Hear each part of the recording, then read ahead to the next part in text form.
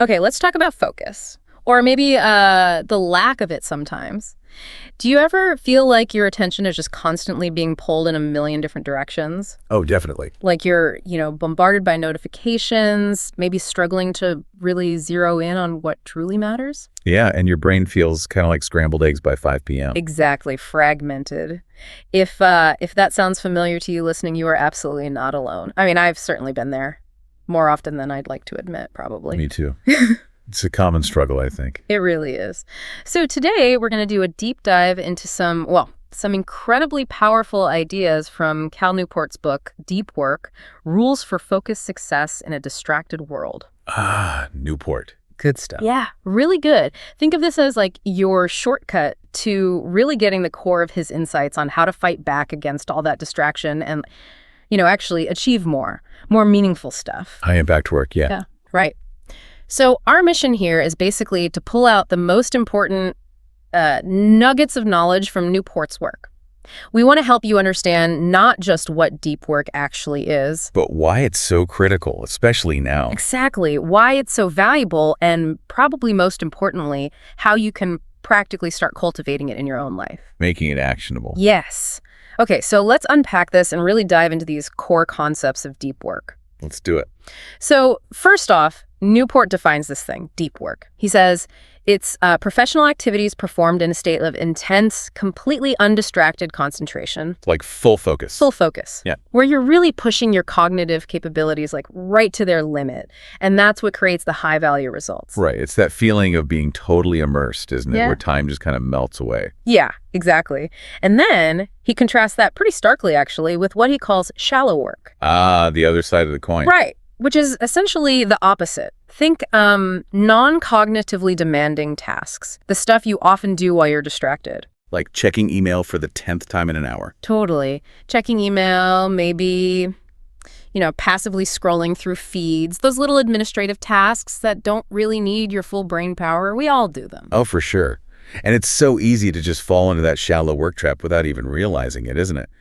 You think you're being productive, but you're just busy, not necessarily effective. exactly. You look up and hours have gone by and you wonder what you actually accomplished. Right. For me, that's the sign when I realize I've been just checking something for like 20 minutes and suddenly I'm down some rabbit hole totally unrelated to my main task. The notification vortex. Yeah. It's incredibly easy, like you said, to slip into that without noticing. So just consciously recognizing this difference, deep versus shallow, that's really the first step Newport emphasizes. Just having the labels helps, I think. Naming it. It does. Okay, so we know what it is. But, when I first read this, the why really hit me. Why is this so important? Yeah, why bother fighting the tide? Right. Here's where it gets, I think, really interesting. Why is deep work so crucial today? Well, Newport argues, first off, that it's incredibly valuable. Valuable in what sense? Economically? Yeah, largely economically, but also personally. In today's economy, he says the ability to, 1, quickly learn complex things, and 2, produce high-quality, often creative results.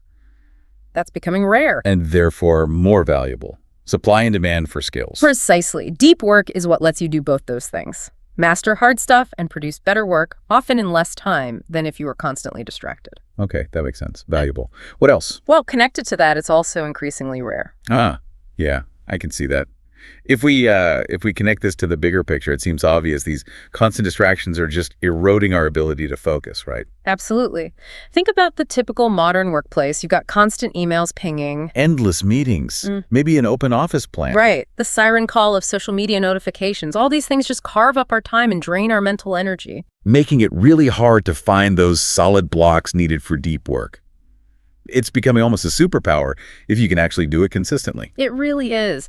Do you think people even realize how much that constant task switching is actually costing them? In terms of quality, maybe? Probably not consciously. It just feels like the normal way to work now, Yeah. But it adds up like death by 1,000 digital paper cuts. That's a good way to put it. So it's valuable, it's rare, and then Newport also makes this really compelling case that deep work is profoundly meaningful. Meaningful. How so? Beyond just getting stuff done. Yeah, beyond just productivity. He talks about the personal satisfaction, that feeling of mastery you get when you really engage deeply with something complex. Like craftsmanship. Exactly, improving your craft, whatever it is. He argues it leads to a more fulfilling, more, well, meaningful professional life. Yeah. There's a kind of deep human satisfaction in building or mastering something significant, not just ticking boxes. So you've got this thing that's valuable to the market, increasingly rare, and personally fulfilling. This raises a really important question then, doesn't it? If it's so good for us, but also so rare and hard to achieve in our, chaotic lives, how do we actually do it? How do we pull it off? Precisely. And that's the great thing. Newport doesn't just diagnose the problem, he gives us a practical roadmap. He lays out his 4 rules. Okay, actionable steps. I like that. These are things you can actually start doing. So rule number 1 sounds simple, but isn't always easy. Work deeply. Okay. What does that mean in practice? It means intentionally cultivating routines and, importantly, an environment that actually supports intense focus. So setting things up for success. Exactly. This could involve specific rituals you do before you start a deep work session, maybe scheduling specific non-negotiable time blocks in your calendar. Like appointments with yourself. Yes, where you're basically unreachable and, crucially, aggressively eliminating distractions during those times. For me, that often means phone off, notifications silenced, maybe even physically moving my phone out of the room. Whatever it takes to create that bubble of focus. Right. Okay, then rule number 2 is maybe a bit counterintuitive. Embrace boredom. Embrace boredom. That sounds boring. Yeah, it does. But his point is about training your brain, rewiring it almost. Think about how often, the second we feel even a tiny bit bored or face a slightly difficult task, we reach for distraction. The phone comes out, check email, look at social media. Exactly. We crave that little dopamine hit. Newport argues that by consciously resisting that urge, by just sitting with the boredom for a minute or pushing through the cognitive strain without switching tasks, you're strengthening your focus muscle. Like doing reps at the mental gym. Precisely. It makes your brain more resilient to distraction over time. You're training your attention span. Okay, I get it. Build tolerance for focus, resist the easy out. Makes sense. Then there's rule number 3. Quit social media. Whoa, okay. That sounds drastic. Does he really mean quit entirely? Well, it's maybe not quite as black and white as the title sounds. It's more about using digital tools with extreme intention. Being deliberate about it. Yes. The core idea is to be really honest with yourself. Ask, does this specific tool or platform add significant concrete value to my life or my work? And weigh that against the costs. Exactly. If the costs, like fractured attention, constant context switching, maybe even negative mood effects, outweigh the actual benefits, then it needs to go, or at least be severely limited. This is more of an audit, really. A cost-benefit analysis for your digital tools. That's a great way to put it, an audit. It's interesting, though. I mean, for some people, social media is part of their job, right? Marketing, communication. Absolutely. And Newport acknowledges that. It's not a universal delete everything command. If it's essential for your work, the rule still applies. Use it intentionally. Maybe schedule specific times for it, use it only for the required work tasks, and then disconnect completely. Avoid the mindless scrolling, the passive consumption. Right. Set boundaries. Use it as a tool, not let it use you. That's the key, intentionality.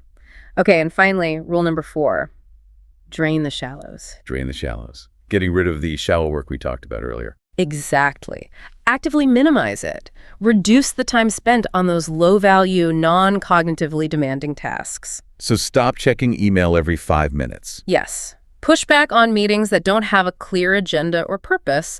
Maybe batch similar shallow tasks together. The goal is to structure your day or your week so that deep work gets the priority slots. Schedule the deep stuff first. Right. And then let the shallow tasks fit into the remaining gaps rather than letting them dominate your schedule and dictate your energy levels. For me, this looked like putting my email on a strict schedule, like only checking it twice a day at set times. Oh, that's tough initially, I bet. It was. Very tough. But honestly, incredibly liberating once you get used to it. You realize most things aren't that urgent.